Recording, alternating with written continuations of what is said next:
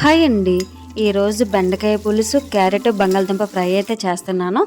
వంట చేసేసాక మధ్యాహ్నం మా ఆయనకి భోజనం పెడతాను కదా, ఏం చేస్తారనుకున్నారు?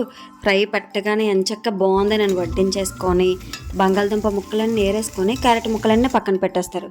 ఏమనంటే తిన్నాను కదా అనేస్తారు. అంతే. ఏమనంటే మళ్ళీ వండవు అని నాకే అంటారు.